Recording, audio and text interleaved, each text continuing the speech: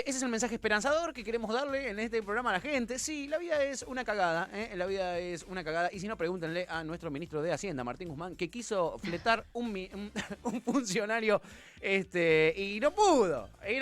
Son cosas que tiene la vida. A veces vos querés fletar un subsecretario y la cosa no se puede, no se da, a veces no se da. ¿Qué le vas a hacer? Bueno. ¿Qué le vas a hacer? Podés seguir insistiendo, pero veremos cómo se da eso. Para hablar de este tema, de esta polémica, pero sobre todo para hablar qué es lo que hay detrás de esta disputa, de esta rosquita política. Yo quiero saber qué significa un aumento en las tarifas de 2 dígitos.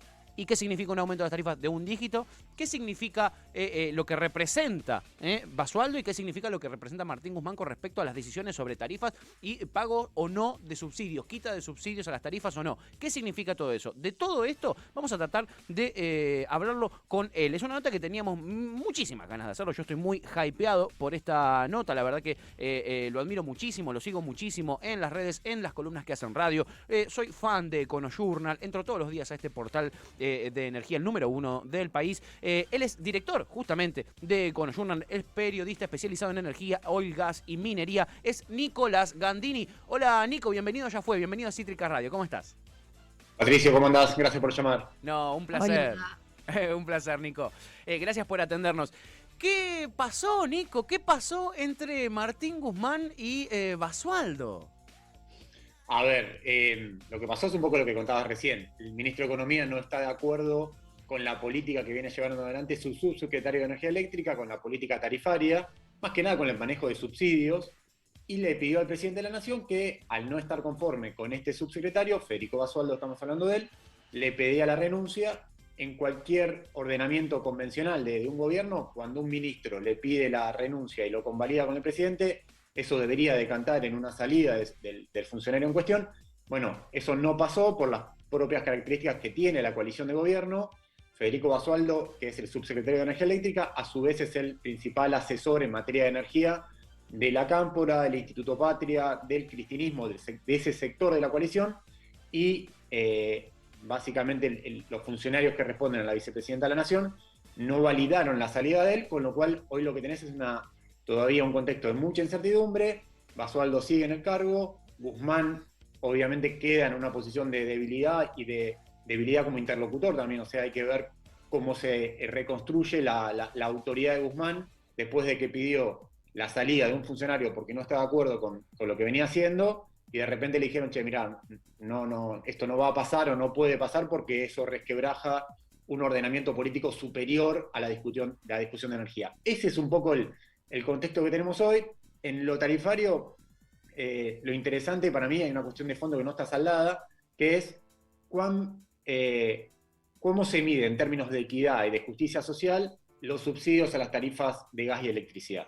Y me parece que dentro de, si se quiere, no sé si llamarlo progresismo, o de los economistas que están cerca del gobierno o que están en el gobierno, no hay ahí una síntesis o un consenso sobre cuán bueno es meter subsidios irrestrictos a la tarifa de gas para que ese subsidio alcance a un sector popular, pero también alcance a un sector medio y medio alto, y ahí es donde indudablemente no está claro. El ministro de Economía lo que dice es, estamos en 2021, el Estado es un Estado inteligente, tiene sistemas, tiene formas, bases de datos para poder cruzar cuánta plata gana una persona, cuánto gasta por tarjeta, en qué barrio vive, no sé, hay un montón de indicadores que puedes cruzar.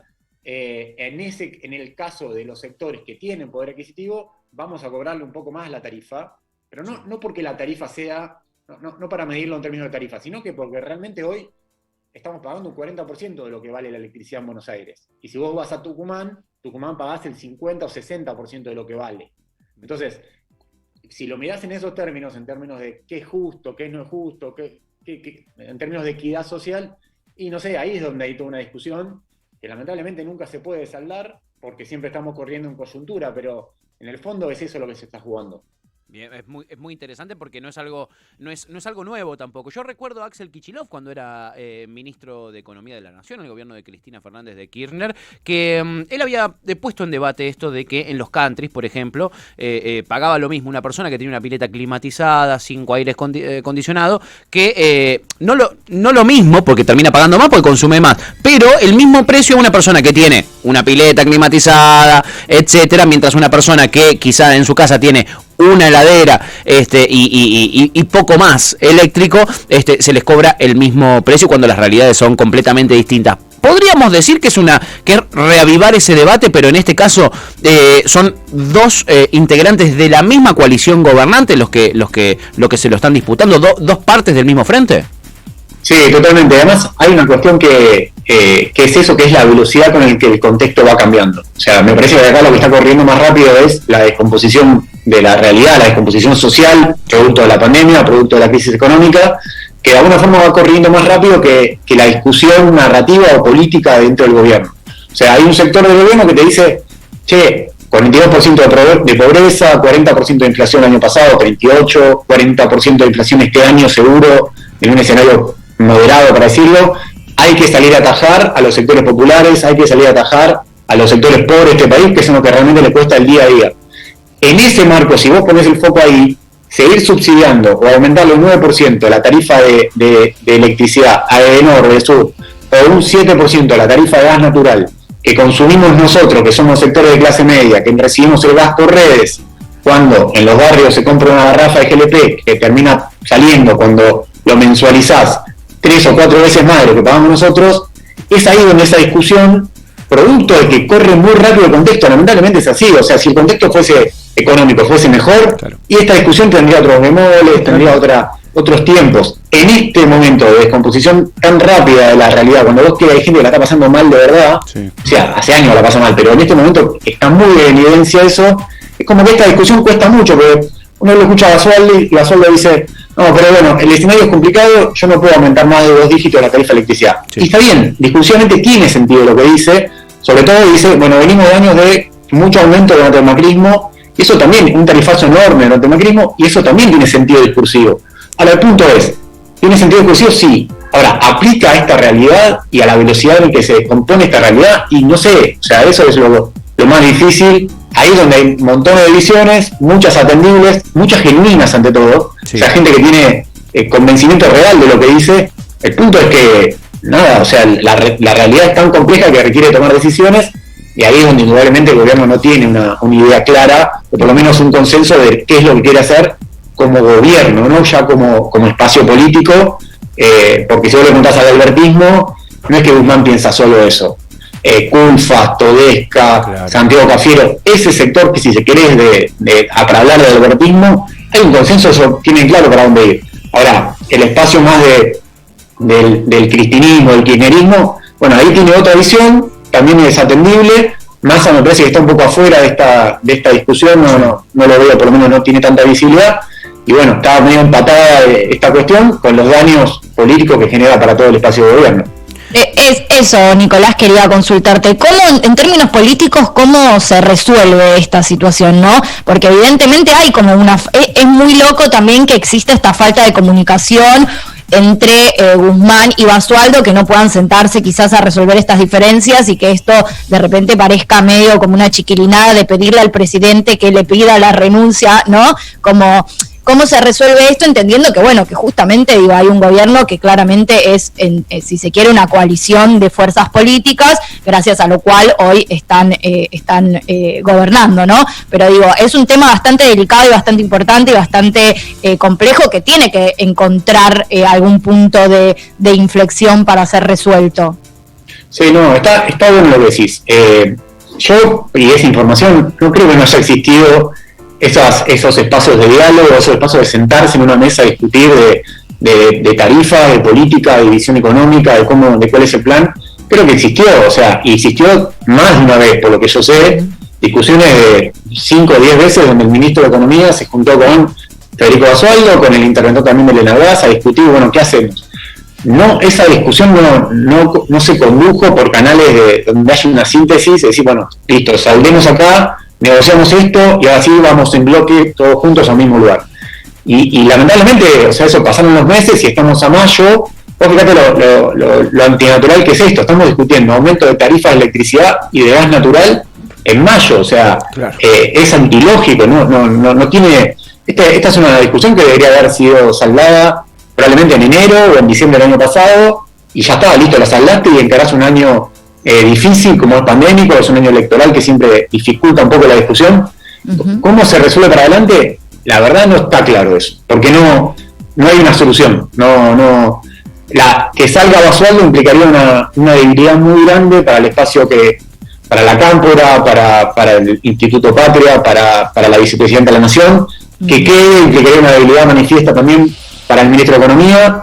Y cuando vos estás detonando a un interlocutor, ¿cómo hace Guzmán para ir a negociar en 10 días si quiere ir a Europa con el presidente y sentarse a negociar? Es como, ¿cómo lo ven? ¿Cómo lo ven sus interlocutores? Hay una debilidad y manifiesta. Si vos no podés correr a un subsecretario, que es un tipo que depende de vos, que en definitiva el que tiene el poder es el ministro, debería ser así, y si no se da esa lógica, bueno, hay que ver cómo se recompone.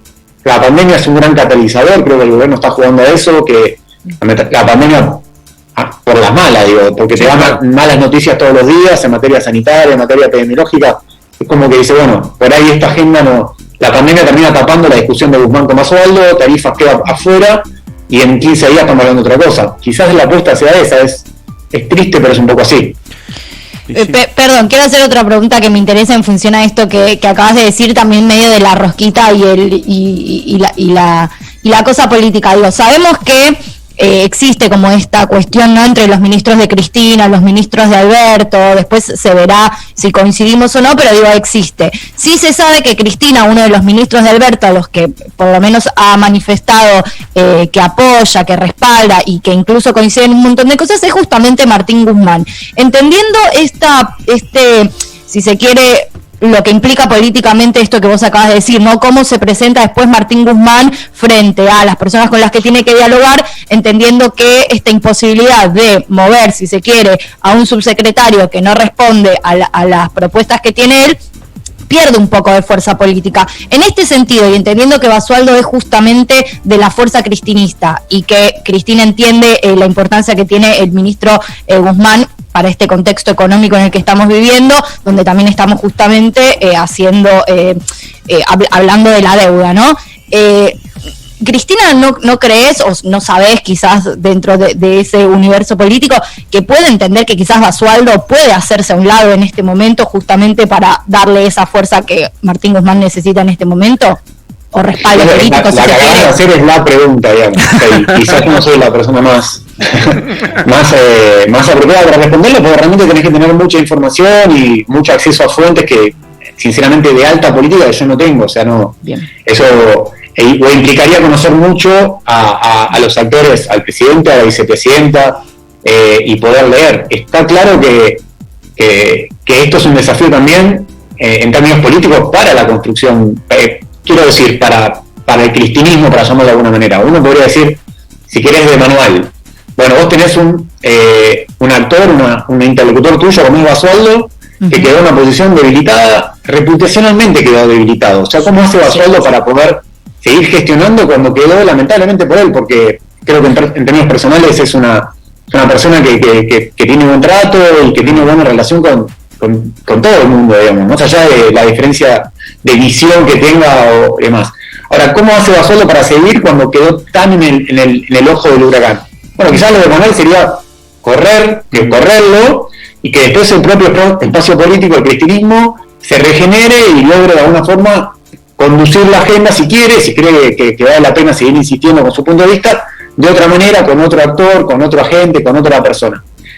No sé si el cristianismo está en situación de aceptar esa movida. Implicaría una debilidad, y yo no sé si está en el ADN, en la identidad del espacio político, claro, ceder una pieza que es clave, que es muy importante, por lo menos que es propia. O sea, Basualdo es un tipo súper leal a esa construcción. Sí. Entonces yo no sé si ahí, en términos políticos, y de vuelta, yo no soy la persona para hablar de esto porque me falta lectura, pero yo no sé si en los antecedentes previos está bueno, listo, cedo acá, muestro debilidad, después recompongo, o no. Es la lógica de la identidad más del espacio es, no, cierro filo, defiendo los míos, no le suelto la mano y me llevo puesto al que me tengo que llevar puesto. Y si tengo que detonar al ministro de Economía, lo lamento, es lo que soy, es mi identidad y voy para adelante. Lo cierto Entonces, es un poco lo que está en juego. Le marcan un poquito igual la cancha a Martín Guzmán, por ejemplo, hace poquito el mismo Senado, que es, digamos, ahí un búnker de donde salen este tipo de condicionamientos, como esa carta que salió para el Fondo Monetario Internacional, diciéndoles que se tenían que hacer cargo, en fin, hace poquito presentaron un proyecto donde esa erogación que va a hacer ahora el Fondo Monetario Internacional a sus socios de, si no me equivoco, 3.500 millones de dólares, la tengamos que usar para asistencia social y para inyectarla, digamos, para cambiarla a pesos y volcarla al bolsillo de la gente, digamos, cuando Martín Guzmán claramente tiene otro plan, porque cerró otro compromiso, como bien vos decías, ahora tiene que ir a hablar con el Club de París, habla con el Fondo Monetario Internacional, acreedores, etcétera, y a todos les promete un poquitito lo que sabemos que nos piden y que es una condición cuando nos endeudamos, que es reducción del gasto público, y en la reducción del gasto público entran también el tema de las tarifas. Hay una disputa ahí, como vos describís, muy confusa. ¿Y qué rol juegan en todo esto las empresas energéticas, Nicolás? A ver, obviamente las empresas energéticas lo que están buscando es una recomposición de sus ingresos vía tarifas o vía subsidios. O sea, Edenor y Edesur, que son las dos empresas que brindan servicio eléctrico en el AMBA, en Capital y en el conurbano. Sí. Esas dos empresas necesitan algo así como 50.000 millones de pesos por año para poder funcionar. Si vos agarrás la estructura del costo, decís, bueno, ¿cuánto pagás de salario? ¿Cuánto pagás de cable? ¿Cuánto pagás de cuadrilla de operación y mantenimiento, de tecnología, de inversión, de redes? Bueno, están algo así como 50.000 o 60.000 millones de pesos. Sí. La discusión con esas empresas es, bueno, ¿cuánto de esos 60.000 pesos o 60.000 millones de pesos ponen los usuarios? Es decir, ponemos todos vía tarifas, o cuál es el saldo que me da el Estado en forma directa.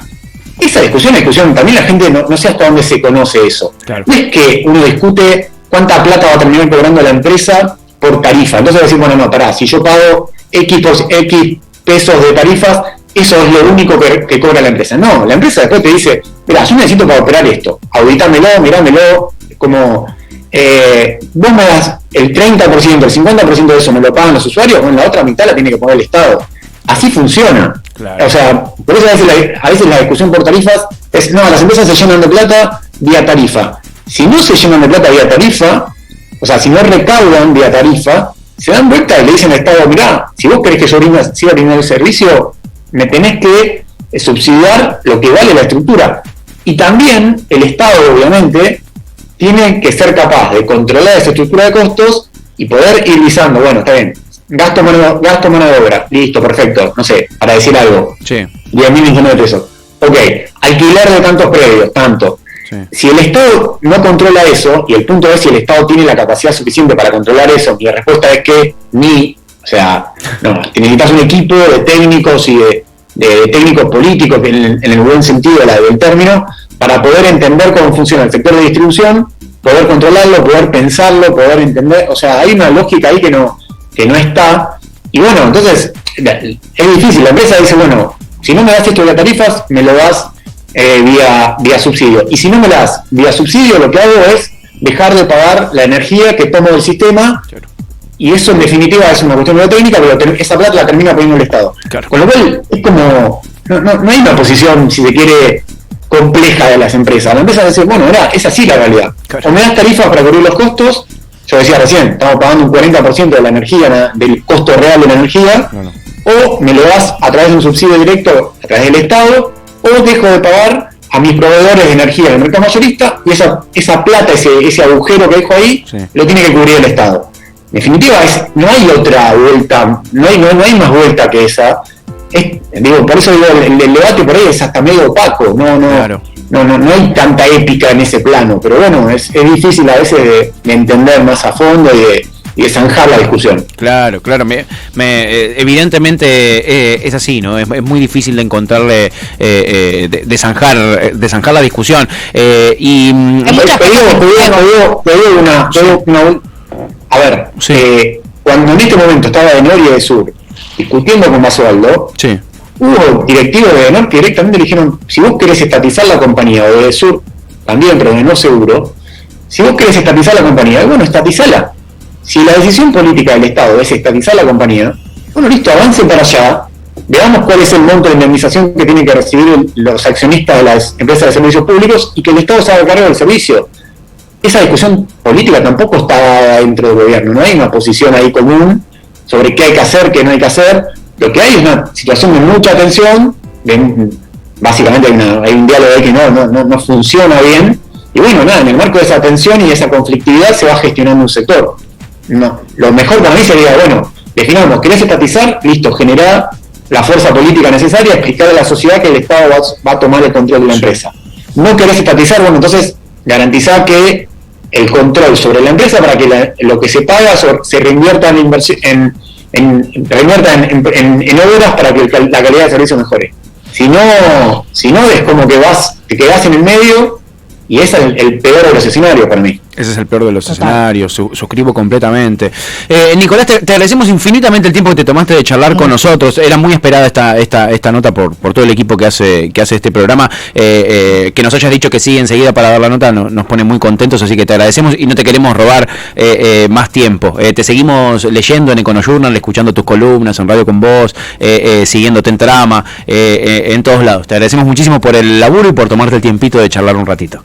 No, les agradezco a ustedes y de verdad súper ameno la entrevista, así que muchas gracias. Qué genio, abrazo enorme. Un placer conversar con Nicolás Gandini, director de EconoJournal, un periodista especializado en estos temas, y vaya, si es especializado. Quedé tan sorpresa como todos ustedes con lo final. Las empresas energéticas le dijeron a Basualdo, si el Estado quiere estatizar, nada, hagámoslo y nos fijamos cuánto hay que darle a la gente dueña de la empresa y listo, y lo hacemos. Qué locura, ¿no? Quedé impactado, quedé sorpresa, amiga. Quedé de sorpresa. Cara. Sí, sin duda.